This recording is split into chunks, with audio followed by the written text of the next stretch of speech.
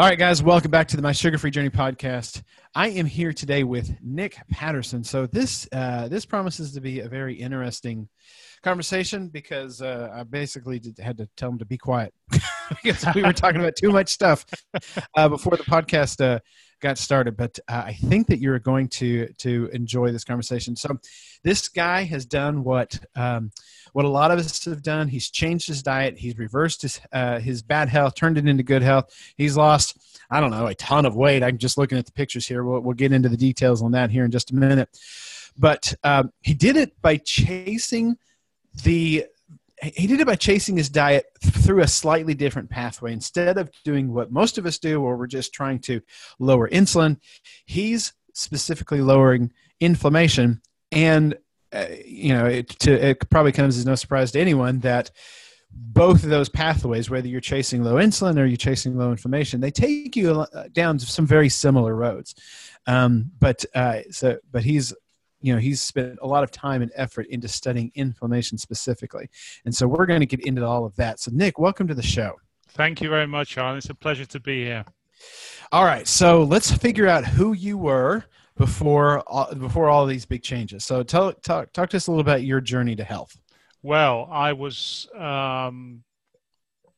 back in, let's see, when did I start all this? Back in 2012. 2010 really was when I started to find out about low carb.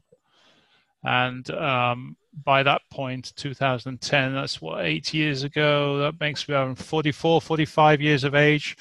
I was very overweight. I was pushing 110 kilos. So what's that in pounds? 230 plus pounds. And you look bigger than 230 in your. No, I was. No, well, thank you. Yeah, I mean, that picture is maybe it's the angle or something, but that was how big I was, and my shirt buttons were bursting forth, and yeah, I was 110 kilos, and I wasn't doing very well at 110 kilos. And I am now 85 kilos, so I've lost, 25, 30 kilos, something like that. It's impressive. Well, not as impressive as you. I was looking at your story, and you've lost 200 pounds, which kind of puts me in the shade. But anyway, it doesn't matter really whether you're going to lose 10 kilos, 200 pounds, whatever. If you're not at the right weight, you're not at your right weight. Even if you have to lose 5 kilos, you shouldn't be 5 kilos overweight. And I was becoming quite sick. I had GERD, reflex, whatever you call it. What's GERD and all that good GERD, stuff. all that good stuff, and high blood pressure, and things were really bad. And I found out about low carb in 2010. My wife went actually low carb as soon as I found out about it from a doctor friend of mine, who'd already been had gone low carb for quite a few years, 2 or 3 years at least, before telling me about it. My wife went down that road, and she lost weight immediately, but I was very skeptical, and I'm by my very nature, I'm quite skeptical. I question anything that's kind of new and fancy. It's kind of struck me as a bit of a fad. But anyway, she lost weight, and so between 2010 2012, I was still putting on weight. I was getting sicker and sicker, and she wasn't. She was getting better and better. She lost around 10 kilos. She didn't have that much weight to lose, but she was getting better and better and healthier and healthier. And by 2012, I thought, well, this is it. I need to do something. I need to change my life. So I went onto the low carb wagon, dropped all the carbs, and sure enough, within a few weeks, I started losing weight. I started in October of that particular year. I think it was 2012. And by Christmas, I'd lost about 6 kilos. But that's when it just plateaued. It just stopped. Yeah. And I couldn't work out what was going on. I was sticking to all the low carb, the 30 grams, less than 30 grams a day. And I was doing this and doing that, and eating plenty of dairy and eating plenty of fat and all this, but nothing was happening. The 6 kilograms went, and I thought, "What? This is a joke. This is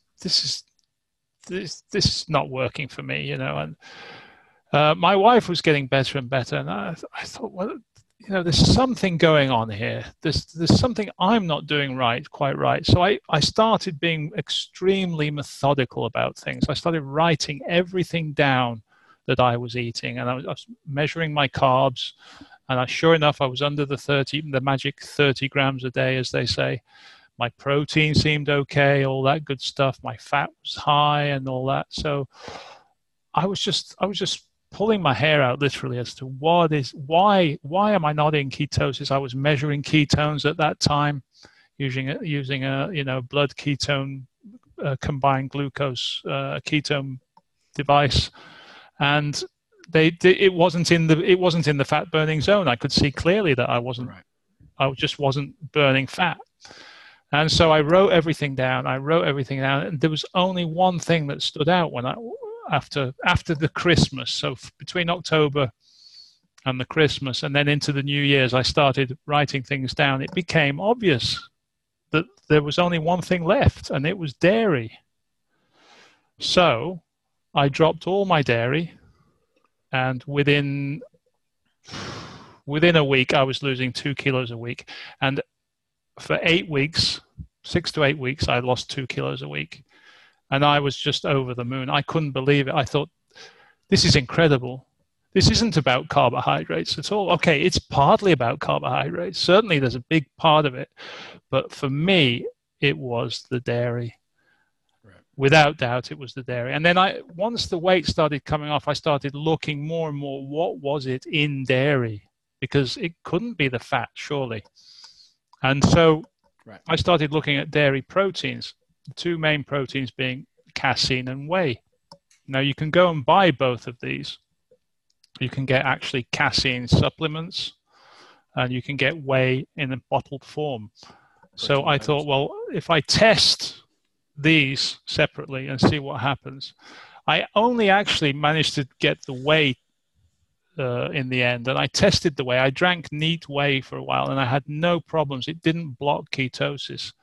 And so even though I haven't tested it, by a process of elimination, for me, everything points to casein. And because I couldn't really get neat, pure casein as such. I could get casein supplements and all that sort of thing. And I guess to prove it once and for all, I should do that test. I should find some casein supplements that bodybuilders use. I think bodybuilders you can get protein supplements that have casein in them, and maybe go onto those for a while and see what happens. See if the ketosis actually stops.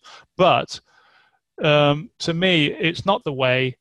The smoking gun points to casein, and I don't believe it's lactose intolerance. People talk about lactose intolerance when actually I think they're talking about casein intolerance. And the reason I say lactose, I don't believe it's lactose, is because lactose is just another sugar. Right. Okay. And if you're drinking just a little bit of milk, how much lactose is in milk? I mean, it can't be much. No. You know. If I was just having milk in my tea, so, how much sugar is in that? It can't be much at all. And I was still, when I was having only milk in my tea, I was still blocked from ketosis.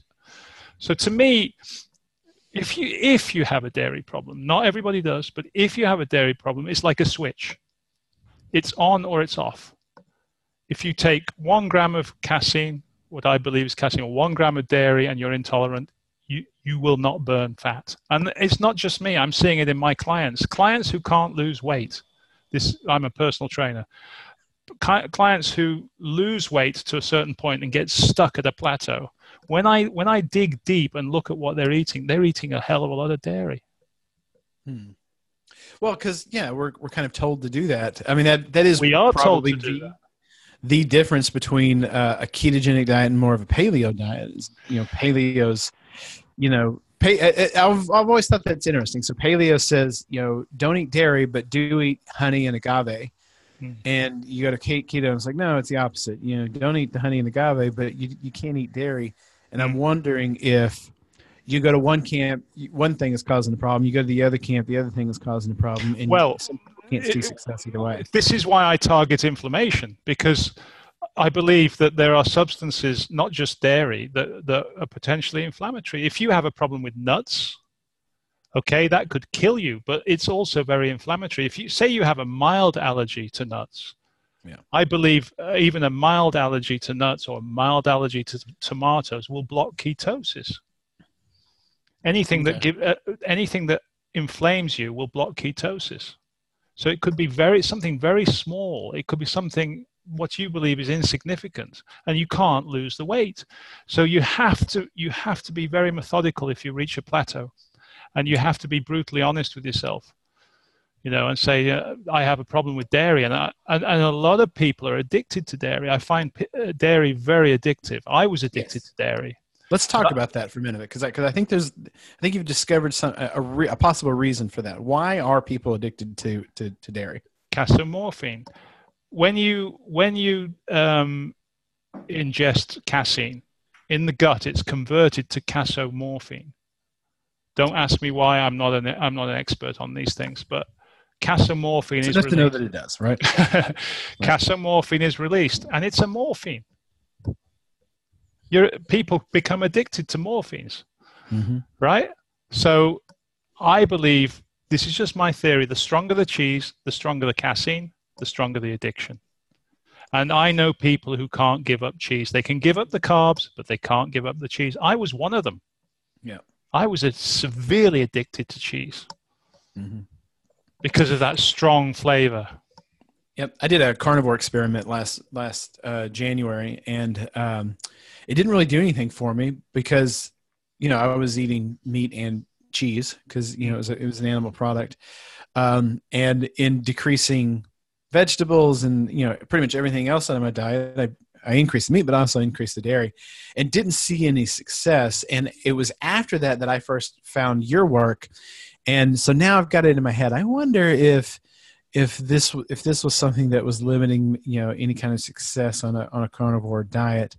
And if maybe this is something I need to look in. But I also know that I really don't want to. I'm one of these people that's, I like cheese. I like sharp cheddar, cheese, a little bit of feta. I like these kind of sharp, flavorful cheeses, and it would be a lot to give that up. It is a lot. It's a big deal to give it up. And it was, for a while for me, it was a big thing because I was eating this stuff hand over fist, and I believe that the stronger the cheese, the greater the casein, the greater the addiction. I used to love a strong cheddar. I used to love it. But as soon as I dropped it and I saw the 2 kilos a week flying off, then it was a no-brainer for me. I'm never going back to dairy. Right. And our daughter, when she came off, when my wife stopped breastfeeding her, and we tried to give her dairy for the first time, heavy whipping cream, she threw it all up. Yeah. Then we gave her butter as she got older, and we gave her some milk and stuff, and she came out in a rash on the back of her arms. She also came out a rash in her nether regions, right round from her vagina to her anus, completely inflamed. It was nasty stuff. And so she hasn't been on dairy since we tried that, really, since she's now 8. So she hasn't been on dairy since 2, 6. Okay. And it's absolutely clear. If by accident somebody gives her an ice cream, if she's away from us and she goes away and has an ice cream with dairy in it, she comes home, around her mouth, she's got spots. Red, like a little rash around her mouth that lasts for a few hours. So it's absolutely clear that she's inherited that dairy intolerance from me. My wife, she, although she wasn't as strong as that, she noticed that after going low carb, she still had a few pounds that she couldn't shift. And she still had she's had acne all her life. The acne improved on low carb, but it didn't quite go. When she also dropped dairy, her skin became absolutely clear and smooth, and you started to see her bone structure through her face again. She had this sort of roundedness, the kind of little puffiness, inflamed stuff that was associated with dairy. And for her, even though the reaction wasn't as strong, it's absolutely clear as well that she also has a slight intolerance, and she hasn't gone back to dairy at all. Is there a physiological change that we can measure to see if we are sensitive to dairy? So, will it make our blood sugar go up? Will it make? I don't know about the blood sugar, but the ketones definitely. If you're trying to lose weight, and you've dropped the carbs, and you're doing all the good stuff, and you're still eating the dairy, and you've hit a plateau, and your ketones are down, that's your measure. If your ketones are not in the nutritional ketosis range, you're not going to burn fat. So you need to do something to be in the nutritional ketosis range. And my theory is that anything that inflames you blocks ketosis, absolutely anything. Like I said, it could be dairy, it could be nuts, it could be tomatoes, but something small could block your ketosis. And I found that, do you know I've been zero carb for nearly 2 years? I've just recently gone back to a few berries, but mainly zero carb for a year and a half. I've noticed that if you've been zero carb for a long time or very clean diet, you then become much more sensitive to things as well when you throw them back in. So if you've been very clean for a long time, you go back to cheese or something, the effect becomes even greater possibly than when it was when you originally had the problem. Do you see what I mean? Yeah. Definitely. You become more sensitized. Okay. So, pardon me. So I'm very interested in this. The other thing that I'm interested in is this something that certain types of people are more sensitive to? Like, very good question. Yeah, I think for a start, there's two types of casein: casein A and casein B. A1B. Okay, yeah, I want to talk about that as well. Now, just real quick, does all dairy have casein? Like, is there a refined type of dairy that as far as I'm aware, I believe all dairy has casein. Okay. I may be wrong. I may be wrong on this. Don't quote me on it, but I believe all dairy has casein. But the casein type varies between, say, bovine and goat and sheep, and the goat, I've experimented with goat and sheep. It's okay in small quantities, especially if you go to somewhere like Crete, Greece, where you can get unhomogenized, pure stuff that hasn't been through the pasteurizing process. And I don't seem to have a problem with that because I believe that goat's milk and sheep's milk is the closest to human, much more closer than bovine. But don't quote me on that. But I do know that bovine has two different types, A1 and A2. And I know people who leave Finland, go on their holidays, and they go to, say, Italy, and they have the dairy products there, and they don't have a problem with the dairy products in Italy. They complain when they come back, as soon as they start drinking the Finnish milk, that they have gut problems and stomach problems. So there is also the possibility that you could be intolerant to one type of casein and not the other. Now, is this because of the different cows or the different grass? Different cows, I believe. Yeah. Different type of cow. Yeah, that's really interesting. Now, we talked before about the differing. No. I'm sorry. Before we go to that, I want to talk about different people. So, I'm thinking more of different ethnic groups. Have you seen? Here in America, we call them African Americans, but have you seen, like blacks are more or less sensitive to? Well, the only type of person that I know of that regularly uses milk how can I put it, has been using it since paleological time, since prehistory, are the Maasai in Africa. Now they use milk a lot and they drink blood a lot, and they seem to have, the research I've done, they seem to have an enzyme that most of us don't have. in their stomach for breaking down milk, and they seem to do very well on it. But they have a different type of cow. They have whatever it is, an African cow. They don't have Friesians like we do here.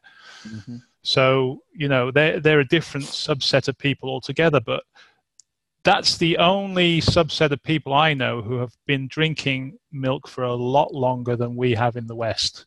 And they have this enzyme that I don't know whether it makes them more tolerant to the casein itself, but they seem to do very well on it.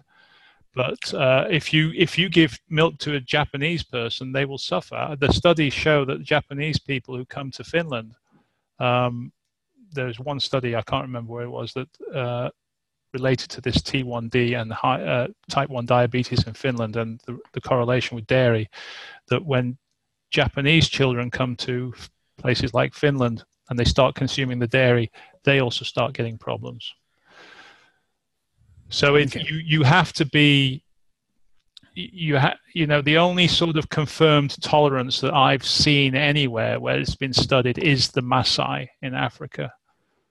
And they've been doing it for thousands of years. We haven't been drinking milk for thousands of years. So you mentioned these changing rates of type 1 diabetes in response to dairy. Let's talk about that, because you've seen some kind of link, perhaps? Yes, and I hate to say this, but it's been on the vegan websites. The one thing I have in common with the vegans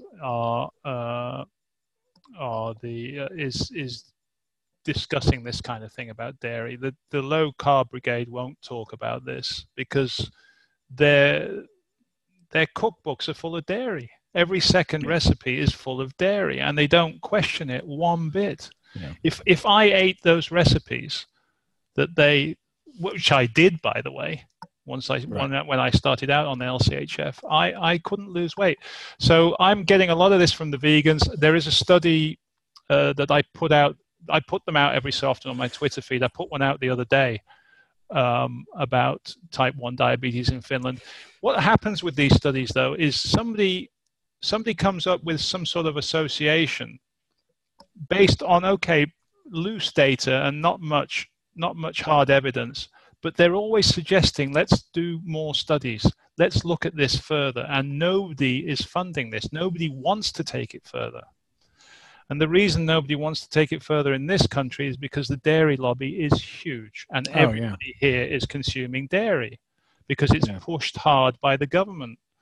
It's pushed very hard by the government, and it's not questioned at all. Yeah, absolutely. But how does dairy influence rates of type 1 diabetes? Well, we don't know, but it's probably to do with inflammation. It's probably something to do with casomorphine. Right. I guess I'm asking this the wrong way. I want to talk specifically about are you seeing or have you seen people developing type 1 diabetes later on in life that you think is connected to dairy? No, I have not. No, I haven't seen anybody with T1D later in life. As I say, I think it was before we started recording. I met people and met a person the other day who acquired it as a child, age 6, 7, and that's when Finnish children are acquiring it. They're not being born T1D. They are acquiring it during infancy, after weaning, after they come off the mother's breast milk, and when they go on to dairy. Now, I'm not saying there's a definite connection there, but studies and papers, which I've put out on my Twitter, are saying that we need to look further into this. But there's no funding for it. Nobody's backing this. Nobody is going to back this in this country, because if there is a connection between T1D and childhood sleep apnea, by the way, cot death as well. Casomorphine is stopping the breathing of infants. This is what some people are hypothesizing. Who's going to do that study? Yeah, I would definitely think that inflammation has some kind of role in SIDS and things like that. But anything that would restrict an airway. So yeah, there may be something to that. How about one of the kind of the selling points of dairy is it's an easy way to deliver vitamin D to a population. What would you say to that? Right. Well, this is also very interesting because is it Kasab Todd? I can't remember his name. Is that how you pronounce his name? I have no idea. The paleo-ketogenic doctor in Hungary, Kasab Todd. I think that's how you pronounce his name. It's Paleomedicina is the site. That's the site, and I'm very sorry, Kasab, if I'm pronouncing your name wrong. But he has put out some great stuff on vitamin D and also vitamin C.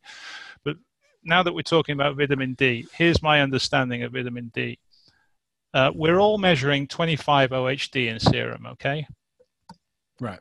That is, according to him, a red herring. And it is actually true because I've looked it up. I've got a biochemistry textbook. I have 2 textbooks that I always have. And if you're seriously into this sort of thing, I recommend you have a good physiology book and a good biochemistry book. And they are great references to have for anybody who's into this sort of thing. Now, his contention is that the 25 OHD is a red herring because the hormonally active portion of vitamin D in your serum is 1.25 OHD. And that comes from the 25. There's a metabolic pathway where 25 breaks down into 1.25 for the body to use. And the actual amounts that you need for vitamin D, for the hormonally active 1.25 are absolutely tiny. And I've confirmed that from my biochemistry book and from my physiology book. We're talking nanograms. We're talking absolute tiny amounts. Now, his contention is that if you have a high fructose diet or a highly inflamed diet, that metabolic pathway breaks down. Okay? So you could be absolutely loaded with 25 OHD. The doctor measures your plasma. He goes, oh, your plasma 25 OHD is absolutely fine. But it's just sitting there doing nothing if you're inflamed. It's not breaking down to 1.25 OHD for use. And as I say, the actual amounts that you need are tiny. So if you stockpile over the winter, over the summer for the winter by going out in the sun, you can get absolutely full of 25 OHD, the half-life of which is 2 weeks. So it's going to last you all winter, breaking down into this tiny, tiny portion of 1.25 OHD that you actually need. So like I said to you before we came on air, I have actually been supplement free for the first time this winter and I've had no side effects. Tomorrow I'm going to measure hopefully I can get 1.25 OHD measured at the lab that I'm going to. I'm going to ask for it specifically because the amount of 25 OHD that I have is a red herring. It's meaningless, right, if that makes sense. So we've heard these claims specifically about vitamin C as well, that vitamin C, we need very small amounts, that fructose competes with vitamin Correct. C uptake. Correct. So if you're eating a diet high in sugar, refined carbs, fructose, that you've got to have a lot of vitamin C in your diet in order to kind of overcome that. That's why correct.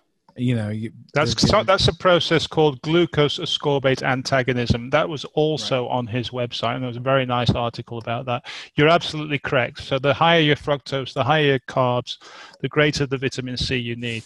And when you actually drop all that and you come down to a low inflammation state, you actually need very, very little vitamin C. And some of that is, believe it or not, in meat. Right.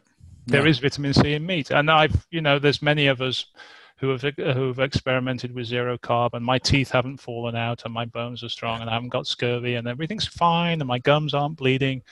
So to me, that all stands up. Right. Yeah, and I think it wouldn't surprise me to learn that something that is so new to our diet, these massive amounts of refined carbohydrates, sugar, and fructose, wouldn't play well with God knows what vitamin and mineral uptake systems that we have in our body. I mean, who knows what's going on in there? Yeah, exactly. And I see the body as a because of my engineering background, I see the body as an engine, and if you don't put the correct fuel in, you will get inflamed, and the inflammation is incomplete combustion. what I call incomplete combustion. All the processes, the metabolic complex pathways, if they're disturbed at the top, if you're putting the wrong fuel in at the top, they will cascade all the way down, right down to the cellular and subcellular level. And you will see inflammation, incomplete combustion at all these stages. All these metabolic pathways, the glucose ascorbate antagonism, the fact that 25-OHD vitamin D isn't breaking down to the 1.25, the fact that you're not able to burn fat. These are all, to me, incomplete combustion. You're not burning clean energy. Right. Okay. So I want to wrap up our conversation of dairy. Let's talk. I mean, with this last question, let's talk specifically to the person that's listening, that says, maybe this is why I'm at this strange plateau. I've like, for me, for instance, I'd like to lose another 50 pounds. Mm-hmm. And I've been at this weight that I'm at right now for over a year now. Mm-hmm. And so I've done carnivore, it didn't work. I'm considering, after kind of learning about, considering this dairy, going without dairy for a month and just seeing what happens. So talk to somebody who's in my shoes. What are the things that they need to know, the things that they need to plan on, and what can they do to have the most success with going dairy-free as an experiment for a certain amount of time? And how much time would you recommend? Well, very good questions. First thing I would do is get a ketone meter and a blood sugar meter. Okay. And make sure Keto Mojo does both of those. I believe they'll do the glucose and the ketones. Yeah, I believe the same strip. Yeah, I've got an Abbott one. I don't use it. I don't use it nowadays at all. But it was key to me finding the dairy, coming to my dairy solution in those days, because it will confirm. To me, it's an inflammation meter, an indirect inflammation meter, because if you're inflamed, like I said, you will not be in ketosis, whatever is inflaming you. So the first sign that you've got your diet sorted is that you will see nutritional ketosis, and those values, I can't remember, is it about 0.25 on the ketones, upwards, or 0.5, as low as that? 0.5 is the generally. 2.5 is high, but once you've come down, you can still be in nutritional ketosis at about 0.5, I think. So you need to check those ranges, make sure you're in that range, and write everything down, like I said, and be methodical, and don't expect changes within the first 2 weeks. If you've done everything you can and you've hit this plateau and you're being methodical, let things play out. Don't be impatient. Don't think that in 1 day, 2 days, you're going to solve this thing. Mm-hmm. You've got to have to let time play out, and you preferably 2 weeks.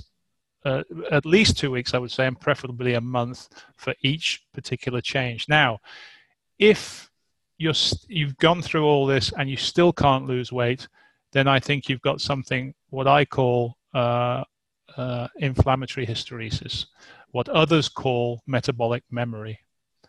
And that is something where you have either genetically inherited this, or you've lived your previous existence with a poor diet has been so bad that it has actually affected you in the way that you can't reverse this anymore. You've got hysteresis, and you may have to live with this for the rest of your life. You personally may have to live with the fact that you may not be able to lose this weight, no matter how hard you exercise. Now, if I put you on a treadmill for 6 hours a week, you may burn that off, but you can't do that forever. You can't be on a treadmill for 6 hours a week. I have clients who did that, lost weight, gave up because it's just, you can't do that, and then the weight all comes back. Exactly. Yeah, and that's that is something. Jimmy Moore was on here about 6 months ago or so, and we kind of had a discussion about this, because he and I are kind of in the same boat. We both lost a lot of weight. We both fixed a lot of things that are wrong with us. I have about 50 pounds I want to lose. He probably has about 100 pounds he wants to lose, and it seems to be very resistant to. To almost any kind of experiment that we do. Well, you should read my latest blog post. I went on Metformin. that was actually, this is actually, so this is the next thing that I wanted to talk about, because I am interested in this look. In fact, I just went to the doctor last month, and or last week, and I was going to ask her about metformin, and it just slipped my mind. We were talking about so many other things. But you went on metformin. Now you're a metabolically healthy person that went on metformin. Mm-hmm.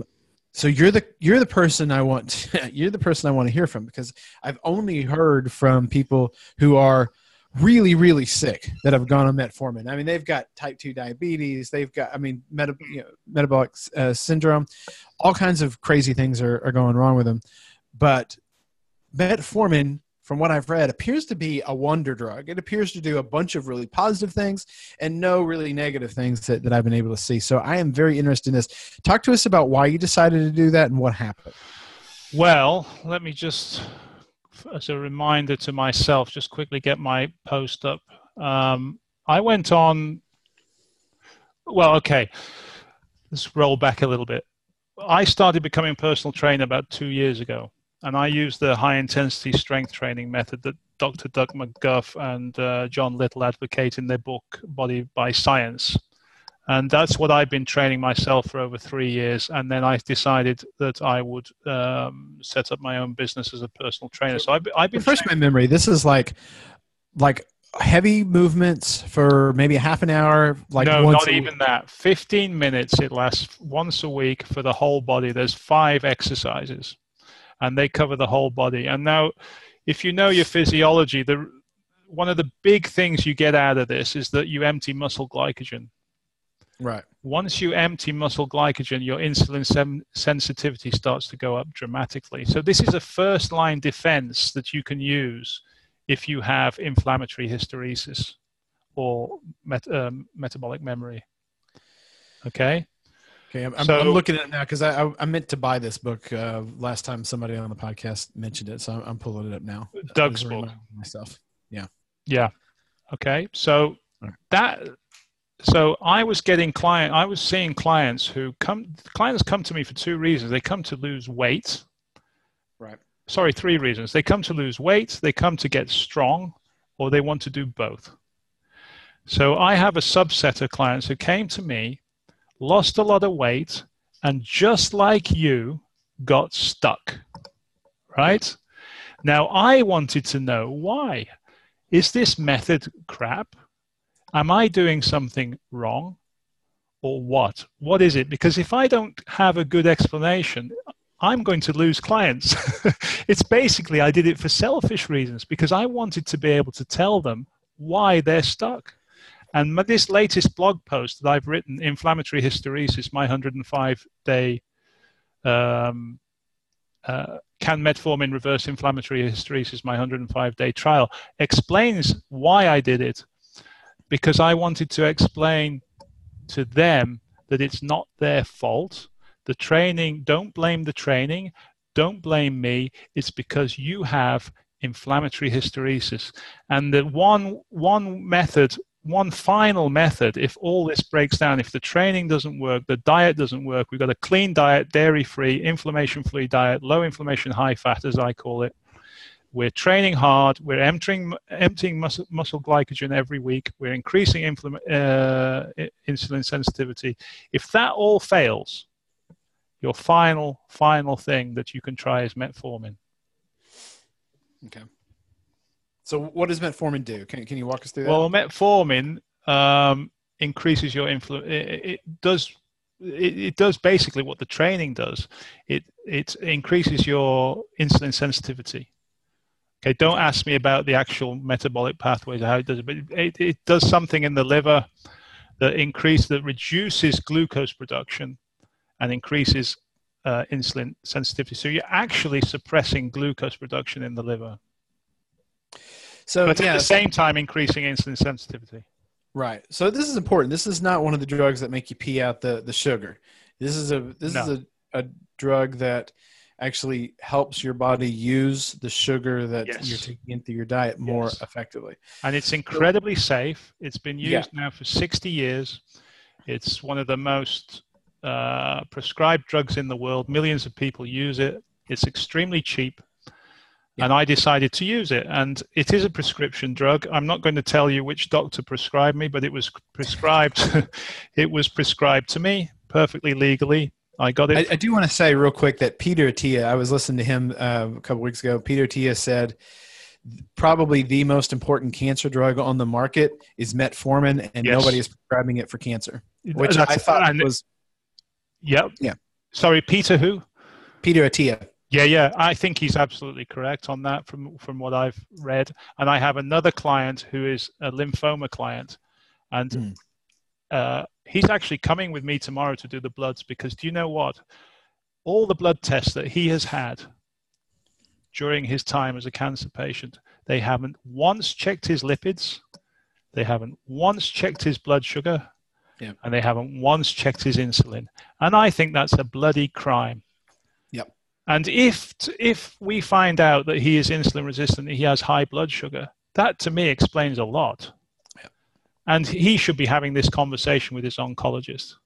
And one of the first line drugs should be metformin for that sort of thing, if he does have that. But the mere fact that they're not even checking that is an absolute crime. Mm-hmm. I believe they're not interested in diet. They haven't talked to him about lifestyle or diet or anything. They're just interested in burning him with chemo. Yep. Okay, so I definitely agree with you. So let's talk about what you found when you went on it. Right. Well, okay. I'm metabolically healthy. Right. So I got a bona fide prescription for 500 milligrams of metformin, and I was at liberty to take as much as I liked during the day. My goal was to take what normal diabetics would take, which is 3 times 500, sort of maximum dose that most people would take, 3 times 500 milligrams per day. I did this spread out during the day, 1 in the morning, 1 in mid-afternoon, and 1 in the evening before I went to bed. And I measured the parameters, the usual parameters that I measure. I was taking bloods every 30 days, so it was a 105-day trial. I was checking my bloods every 30 days. I was also measuring blood glucose every morning. I was writing extensive notes. I've got two notebooks full of notes about how I felt, what I was eating, and all that sort of good stuff. And generally speaking, it went very well. And I measured something what I call an inflammatory index, which is I won't go into the detail here. You can read my blog post if you're interested, but it's the product, of waist and let me see, waist over height ratio times your HOMA-IR score. Then that's the other thing that people aren't looking at, is the HOMA-IR score. You know what that is? Well, I just had that test done, and here not too long ago, I'm waiting on the results back. I know that that's a measure of inflammation, but I couldn't tell you anything more about that. It's called the homeostatic model assessment of insulin resistance, and it's a model of the glycemic clamp method, where if you want, the gold standard for measuring if you're insulin resistant is to in one vein stick glucose and in the other vein stick insulin and measure them both over a period of an hour.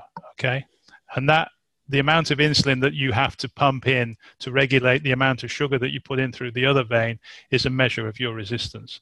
Now that's time consuming. That is also can be dangerous, because if you get that wrong and you put too much insulin in, you drive sugar right down, you could kill someone. The next best thing is the HOMA-IR score, which you get simply from your fasting blood sugar and your fasting insulin. And you can run that through a simple calculation and you get a score. If that score is over 1, you are insulin resistant. If it's less than 1, you are insulin sensitive. Now, the people that I have, my clients, who have hit a plateau and can't shift it, despite going on dropping dairy, despite being 0 carb, are insulin resistant. Those who have been tested, they have scores. They have had scores as high as 3. And then when they've started training with me and changing their diet, it's come right down to 1.4, 1.5, but they're still resistant. Yeah. And this is why they can't break that plateau. Now, when you get your result, I'd be very interested to know what it is, because if it's over 1, there's your answer. That's why you can't lose that 55 pounds that you're trying to lose. I imagine it will be. It will be, because I know that I'm insulin resistant. But yeah, let's that's interesting. And so the question is, what can you do? Right. Is there anything you can do now? How old are you? 45. 45. Mm-hmm. So you've been eating crap most of your life, right? Yep. First 40 years. First 40 years, you've been eating shit. So imagine the damage that has done to your metabolic system, okay? Mm-hmm. It could be permanent. It could be permanent. And it could be that no matter what you do, as I explain in this blog post, no matter what you do, for some people, there is no reversing. The last line of attack for you now would be, I would suggest, is if you're not strength training, is to go strength training. If that fails, then metformin. And if that fails, I'm sorry, you have to live with it. Yeah. And manage it as best you can through strength training, a clean diet, maybe even cycling metformin occasionally, but you may have to live with it. The damage has been done, and that's what I call inflammatory hysteresis. Mm-hmm. Okay.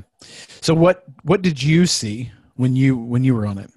For me, when going into the trial, my HOMA-IR was very good anyway. It was 0.8. So for me, I knew when I was going into the trial that the effects, I was only, for me, trying to prove two things: that metformin is safe for just about anybody, despite some of the side effects that I had. I did have some of those side effects. So I did have the evening cramps, but only to begin with. They soon passed. I did have the nauseous feeling, and that was in the evenings, but not every night. It was very rare.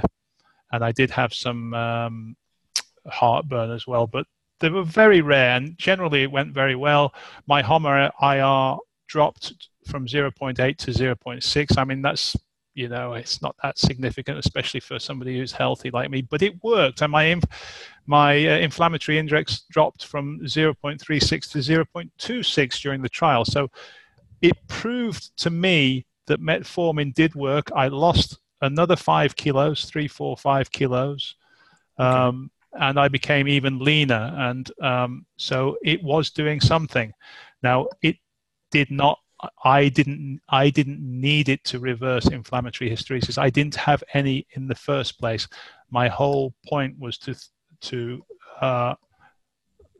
run a trial, prove it's safe, show that some inflammatory markers were down, and that potentially for people like you and my clients who get stuck, that this could be something that could work. That was the whole point of the trial. Yeah, that's really interesting. I think, because, like I said, I've been wanting someone who is metabolically healthy who's taken it, because I'd like to see how that kind of person responds to it. So that's interesting. Well, please read the post on, and get your listeners, please, to read this post. I really would like some feedback, because if there are people out there are stuck and are strength training and it's not working, then this might be the way to go. And I would really like to hear from people who I'm not training with, who are training and doing whatever they can, and maybe trying metformin as a last resort. If they're able to get their HOMA-IR down and they're able to finally break that plateau, I want to hear from them. Perfect. Okay. So I'm going to put a link to that in the show notes. Thank you very much. Now, if you could tell us also, if my listeners would like to find out more about you, what you're all about, your blog, you're training people there at Ultimate Fitness there in Finland, right? Tell us about all of those things. Where can they find those things? And I'll put links to it all in the show notes. Okay, thank you. Well, my blog is Low Inflammation, High Fat Living. So that's lihfliving.com. And that is where I put all my experimentation. That's where my story is, and some of my clients' stories are on there as well, whenever there's something interesting. And by the way, that lymphoma client that I mentioned, whose bloods we're going to take tomorrow, he promised to put his story up. So that will be the next big thing I'm putting up, is his story, his training with me, how he had a crap diet for most of his life, and how he's changed his diet and all that good stuff. So that will be up there. And then my professional blog, if you like, or where I do all my training with my clients, is ultimatefitness.fi. So that's ultimatefitness, all one word, .fi. And I train in the metropolitan Helsinki area. Be glad to take any new clients who want to train with me. And is that, do you own that gym, or is it? No, it's a community gym. Okay. And it's very convenient because it's very cheap. Okay. And I don't have the headache of the overhead of a gym.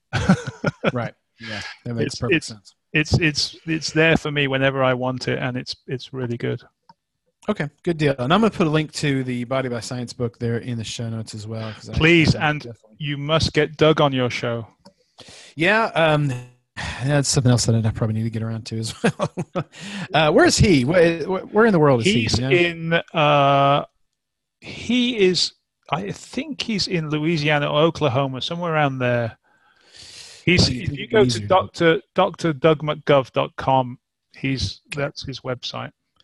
Yeah, I'm going to grab this and read through it. All right, perfect. But, see, the strength training for me, if I may finish off with this, strength training for me, I do the strength training not so much to look good, but to keep my insulin sensitivity high.